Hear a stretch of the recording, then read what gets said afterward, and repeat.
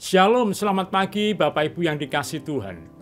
Pagi hari ini kita akan belajar dari firman Tuhan yang saya ambil dari Injil Matius pasal yang ke-6 ayat 11. Berikanlah kami pada hari ini makanan kami yang secukupnya. Makanan dan spiritualitas itulah tema yang akan kita bicarakan.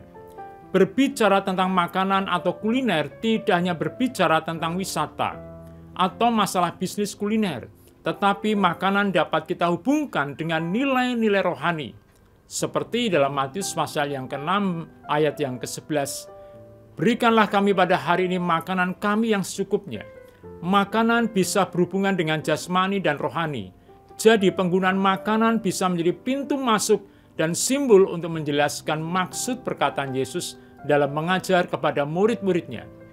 Mari kita lihat beberapa catatan Alkitab yang berkaitan dengan makanan dan kita memberi arti atau maknanya.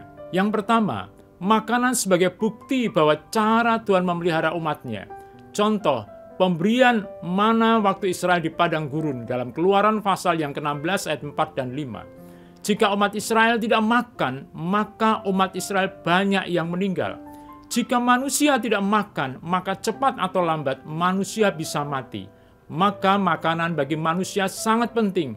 Artinya manusia sangat bergantung kepada Allah, Sang Pencipta manusia dan pemberi hidup melalui makanan yang diciptakannya.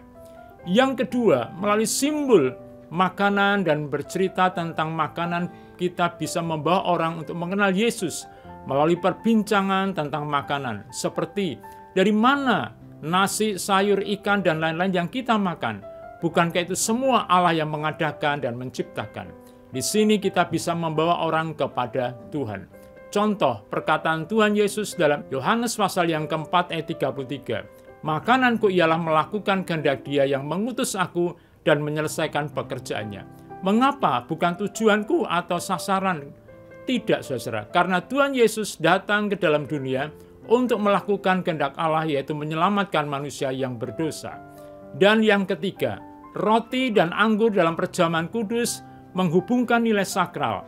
Roti dan anggur melambangkan tubuh dan darah Yesus yang menghapus dosa kita. Ketika kita makan roti dan cawan anggur, maka kita ada di dalam Dia dan Dia ada di dalam kita. Kita disatukan di dalam Tuhan Yesus Kristus. Jadi makanan bisa menjadi cara untuk menjelaskan masalah kerohanian, sehingga para pendengar atau jemaat dapat menjadi jelas dan dapat memaknainya. Demikianlah makna dari makanan. Itu sebabnya ketika kita makan, marilah kita bersyukur kepada Tuhan. Kiranya Tuhan memberkati kita sekalian. Amin.